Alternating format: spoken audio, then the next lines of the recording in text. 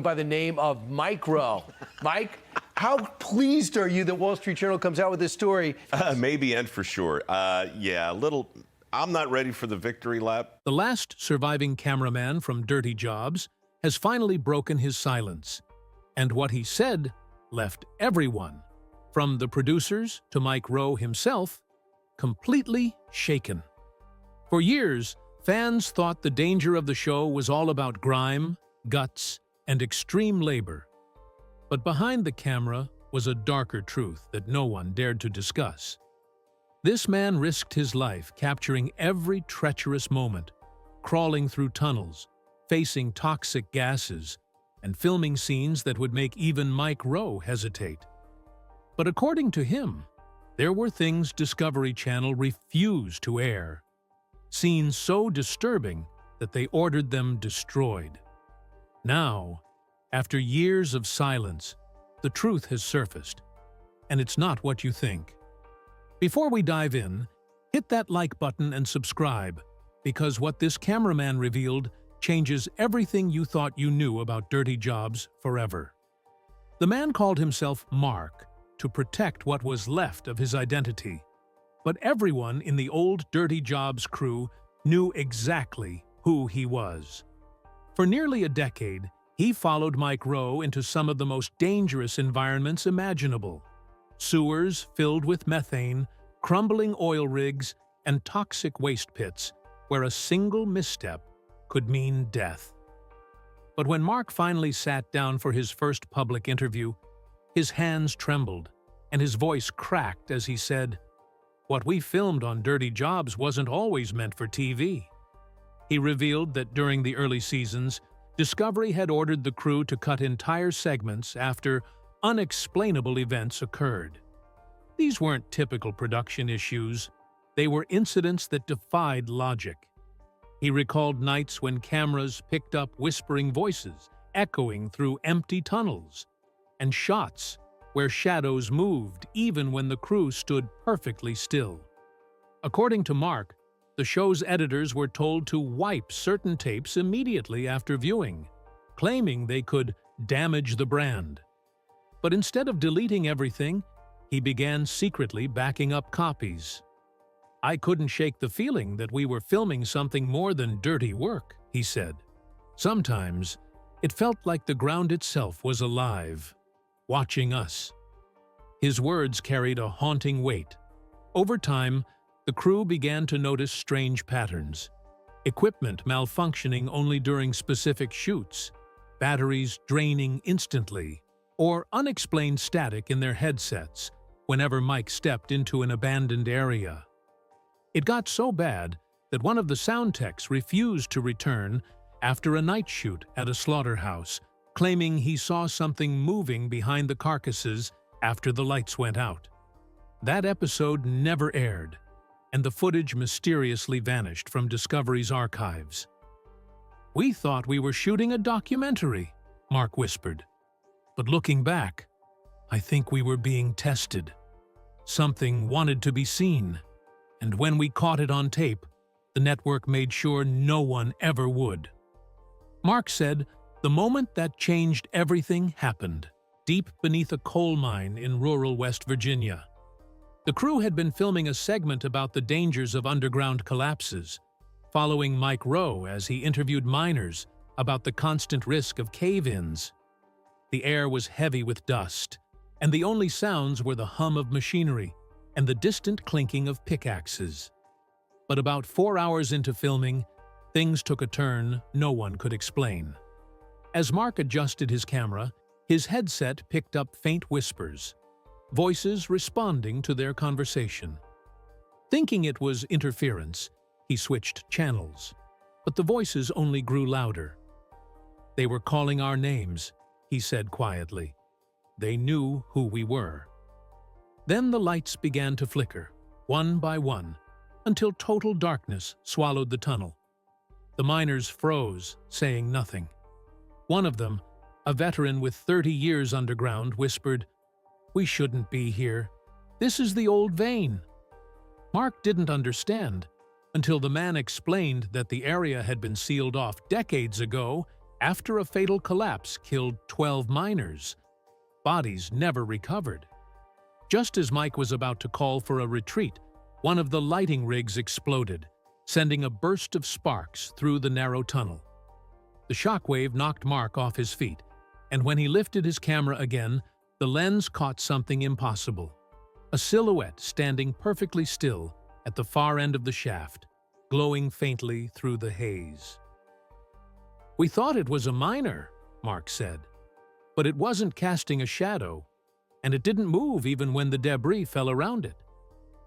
Moments later, the figure vanished as suddenly as it appeared. When they returned to the surface, Discovery executives immediately seized the footage and ordered the crew to sign new non-disclosure agreements. The official report blamed faulty wiring, but the raw tape told a different story. "I still have a copy," Mark admitted. "When I play it back, I can hear voices behind the static. They're not speaking English, but they're whispering like they know I'm listening." From that day on, the crew refused to film underground again. Mike called it one of the few times he genuinely felt unsafe. But Mark claimed it wasn't fear. It was something deeper, a presence that followed them long after they left the mine. After the coal mine shoot, things on set were never the same. Mark said the atmosphere changed. Every crew member felt it. What used to be long, exhausting but joyful filming days suddenly became tense, unpredictable, and filled with unease. "There was a darkness hanging over us," Mark confessed. "Every time we rolled the cameras, something went wrong." He recalled one episode involving a massive septic tank cleaning job in Arizona. The heat was unbearable, and the fumes alone could knock a man out cold. Mike had gone down first, joking like always, but within minutes, his microphone began to cut out. Mark lowered the camera to check his equipment and realized every HUD monitor was showing static. Then, a blinding flash erupted from the tank, followed by a deep, muffled boom. The explosion knocked everyone backward, throwing sludge and metal everywhere. "If we'd been 2 feet closer," Mark said, "we'd have been dead." Discovery later called it a gas buildup accident, but Mark knew better. Moments before the explosion, one of the sound operators claimed he heard a distorted voice whispering the word "out." Seconds later, everything went dark. The network confiscated every memory card, every battery, every inch of raw film from that day. The footage was labeled restricted and buried in the archives, never to air. But the trauma stuck with Mark and his team. After the explosion, one cameraman quit on the spot, telling Mark he saw a shadow move against the light. "I thought I was hallucinating," he said. But then the shadow moved toward the wall and disappeared into it. No one ever saw that man again after production wrapped. Mike Rowe tried to keep morale high, insisting they couldn't let fear win. But even he admitted in later interviews that there were episodes we don't talk about. Mark revealed that several producers begged Discovery to end the show early, but the ratings were too strong, and they were told to keep filming, no matter the risk. By then, Mark said, we weren't just documenting dirty jobs, we were documenting death, chaos, and things we couldn't explain. The danger wasn't just physical, it was something that crawled into your mind and made you question what was real. After the Arizona explosion, Mark started sleeping with the lights on in his hotel rooms, terrified he'd hear that same whisper in the dark again. When Dirty Jobs finally wrapped its final season, Mark thought he could put it all behind him. The accidents, the shadows, the whispers that haunted their shoots. But peace never came. A few months after the show ended, he began receiving strange late-night phone calls from blocked numbers. At first, there was only static, faint and distorted, like an old tape looping endlessly. Then came the voices, familiar ones. "It was my own voice," Mark said quietly. It was me, repeating lines I'd said years earlier while filming underground. Each call lasted no more than 20 seconds, but they always ended with the same faint sound. Metal clanging, like a chain dragging across concrete. He tried to ignore it, but the calls grew more frequent, sometimes coming minutes apart. Thinking it was a cruel prank, he contacted other crew members, but many refused to talk. One sound technician, who had once joked about ghost miners, told him bluntly to stop asking questions. "You're digging where you shouldn't dig," he said, before hanging up for good. That was the last time Mark heard from him. 2 months later, Mark learned that same technician had been found dead in his apartment, officially ruled as an accident, but the police report mentioned dozens of erased voicemails and an unplugged landline still emitting faint static. Another former crew member, a field producer named Rachel, vanished entirely after sending Mark a text that read, "They're not done with us." Her body was never found. Mark began living in constant fear, unplugging his phone, disconnecting his Wi-Fi, and burning old tapes. But no matter what he destroyed, the calls continued. This time through his new number, one he'd never given to anyone. "That's when I realized," Mark said, trembling. "It wasn't people calling me. It was something else, something tied to what we filmed."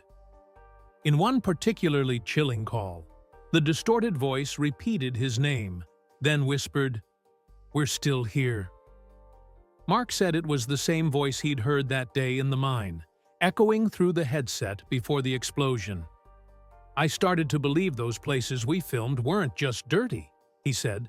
"They were cursed. We woke something up, and now it follows us." His words marked the beginning of what he later described as the unraveling, a descent into paranoia, loss, and the belief that Discovery's silence wasn't to protect their image, but to cover something far darker. Mark's confession took a darker turn when he revealed what he called the lost footage, scenes that were never meant to see the light of day. According to him, these were moments when the camera kept rolling after the director yelled "cut," capturing things that weren't supposed to be there. He claimed that during one episode filmed inside an abandoned textile factory, the crew was documenting how workers used to clean industrial waste tanks. Everything was going fine until one of the cameras, operated remotely from across the room, caught a figure walking behind Mike Rowe. "At first, we thought it was a reflection," Mark said. "But there was nothing reflective there.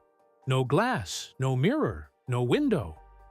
When the editors slowed the footage down frame by frame, the figure didn't look like a person. Its limbs were too long, its movements jerky and unnatural, like something struggling to mimic human form. Before anyone could analyze it further, Discovery's head of post-production arrived unannounced and ordered the team to delete every copy of the footage immediately. "They didn't even let us back up the files," Mark recalled. "They just walked in, shut down the servers, and took the drives." But what Discovery didn't know was that Mark had already made his own copy, something he kept hidden in a storage locker under a fake name. That single hard drive, he claimed, contained all the evidence of what truly happened during the final years of Dirty Jobs. He said some clips captured strange voices calling Mike's name when he wasn't speaking. Others showed shadows moving in directions opposite to the light. The strangest one came from a night shoot at an abandoned meat processing plant in Iowa. The crew had packed up, and the cameras were still rolling as background recorders. In that footage, you can see the empty factory floor, until a cold mist creeps across the ground and slowly takes the shape of a person. The figure stands still for exactly 11 seconds, then fades completely, leaving behind a static hum that grows louder until the camera shuts off. When Mark tried to show the footage to another former crew member years later, the man refused to even watch it.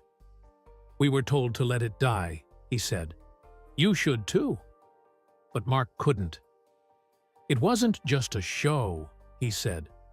"We filmed something real, something that lives between sound and silence.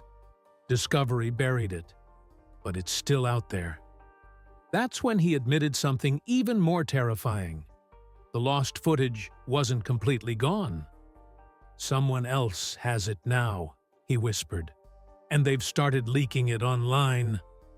Mark said the guilt became unbearable.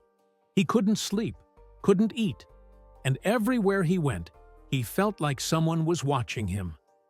The nightmares never stopped. He'd see tunnels, hear static, and wake up drenched in sweat. That's when he made a decision he'd avoided for years. He reached out to Mike Rowe himself. "I didn't want to scare him," Mark explained, "but he deserved to know what was on those tapes." After months of trying, Mike finally agreed to meet him in a quiet diner off the highway outside Baltimore. Mark described him as calm but distant, clearly uneasy. They sat in a booth in the corner, away from the windows. Mark slid a small flash drive across the table and said, "You need to see this. It's from the factory shoot they erased." Mike didn't touch it. He just stared at it, his expression unreadable. Then he said something that sent chills through Mark's body. "I know what's on it, and if you're smart, you'll destroy it." Mike stood up, left a 20 on the table, and walked out without another word. That was the last time Mark ever saw him in person. 2 days later, Mark's storage unit, where he kept the original hard drives, was broken into. Strangely, nothing else was touched. Not the cameras, not the film reels, not even the cash he'd hidden in an envelope. Only the hard drives labeled DJ Raw were gone. He filed a police report, but no one followed up. A week later, his email account was hacked, and every backup he'd uploaded vanished. "It wasn't random," Mark said. "Someone wanted those files gone." He started living like a fugitive. Cheap motels, burner phones, constantly moving from one state to another. But one night in a run-down motel outside Nashville, he woke to the sound of static coming from the old TV in his room. It wasn't plugged in. Across the black screen, faint images flickered. Frames from the very footage he thought was stolen. He watched, frozen, as a shadow stretched across the reflection of the screen, matching his own outline perfectly before vanishing. The next morning, he packed his things and fled the state. "That's when I knew," he said. "It wasn't about the footage anymore. It was about what we filmed and what followed us after." To this day, he swears that wherever he goes, the same pattern returns. Static on the radio, lights flickering in hotel rooms, whispers through old vents. "Mike tried to warn me," Mark whispered. "Some jobs shouldn't be cleaned up. Some should stay buried." Mark said he had one final tape left, the only piece of footage he'd never shown anyone, not even Mike. It was from a forgotten shoot near an abandoned water treatment plant on the outskirts of a small town in Louisiana. The episode was never officially listed on Discovery's schedule, and according to Mark, the footage from that day was never meant to exist. The crew had been called in to document a cleanup of toxic sludge. But when they arrived, there were no officials, no workers, just an eerie silence and a warning sign half buried in the mud that read, "Restricted access. No entry beyond this point." The producers wanted to pack up, but Mike insisted they film at least one establishing shot before leaving. That's when everything began. As Mark rolled the camera, the ground beneath the treatment tanks started to vibrate, like something was moving underneath. The sound tech shouted that his audio levels were spiking, but before anyone could react, the thick black sludge in one of the tanks began to bubble violently. Mark zoomed in, thinking it was a chemical reaction, until a shape started rising from the surface. At first, I thought it was an animal," Mark said, his voice shaking. But then it stood upright. The figure appeared human, covered in thick tar, its face completely featureless. It tilted its head toward the camera, and then, before anyone could move, it dissolved back into the sludge, leaving nothing but ripples and the faint hum of machinery that hadn't worked in years. The crew bolted for the vans, terrified. One of the backup cameras was still recording, but when Mark reviewed the footage later, the timestamps had been erased. Every digital clock in their vehicles showed the same time, 3:03 a.m., even though they'd filmed in broad daylight. That night, their hotel's power cut out at exactly 3:03 a.m. too. "That's when I knew it followed us," Mark said. When he got home, he tried to destroy the tape, but every time he played it, the same message appeared across the static on the screen. "Don't erase." He buried it in the woods behind his house, but weeks later, it reappeared on his porch, muddy but perfectly intact. "That was the day I quit everything," Mark said. "I stopped filming, stopped traveling, stopped answering the phone." To this day, he keeps that tape locked away, refusing to watch it again. "It's not just footage," he whispered. "It's a warning." Today, Mark lives completely off the grid. No phone, no internet, no bank accounts. The man who once captured the dirtiest, grittiest jobs in America now hides from the very thing he spent his life recording. He said, "Every night feels like being back underground, alone in the dark, with something watching." "It's not just in the footage anymore," he said. "It's in me. It's in all of us who were there." Since his story went public, strange things have happened to anyone who's tried to verify it. A journalist who attempted to locate his old Discovery files reported that her laptop fried instantly when she opened a folder titled DJ Unaired. A YouTuber who uploaded clips claiming to be from Mark's backup drives had his entire channel erased overnight, with YouTube citing unrecoverable corruption. Even Reddit threads discussing the story mysteriously disappear within hours, replaced with warnings about classified production material. Some say Discovery's legal team is behind it, while others whisper that what Mark filmed was never meant for human eyes. Still, fragments of the lost footage keep surfacing on the dark web. Short clips showing empty factories, static-filled tunnels, and in one, a blurred outline that looks like a man standing beside Mike Rowe, though no crew member recalls anyone being there. Mark believes those fragments aren't leaks. They're warnings. They're reminding us that what's buried doesn't stay buried forever, he said. In his last recorded message before disappearing again, he claimed to have buried the original Louisiana tape somewhere deep in the Appalachian Mountains. "If anyone finds it," he said, "don't play it. Just leave it there. Let the dirt keep it quiet." Since then, no one has seen or heard from him. Some believe he's hiding. Others think the truth caught up with him. Mike Rowe has never publicly commented on Mark's disappearance, but insiders close to production say Mike keeps a single old camera from the show locked in his home office. One that still smells faintly of sulfur and sewage. One he refuses to ever turn on again. Fans of Dirty Jobs now question how much of what they saw on TV was real, and how much was quietly erased before airing. The show was meant to honor hard work, but according to Mark's final words, they stumbled into something much darker, something that blurred the line between labor and the supernatural. "We went looking for America's dirtiest jobs," he said, "and found something that's been buried since the beginning of time." His story ends where it began, with silence, static, and a question no one can answer. Was Dirty Jobs just a show about work? Or did it accidentally uncover the one job mankind was never meant to do? One thing's certain, The last cameraman's warning still echoes through every fan who dares to look back at those old episodes. Because if you listen closely, between Mike Rowe's laughter and the hum of machinery, you can still hear it. The faint whisper of a voice saying, "We're still here."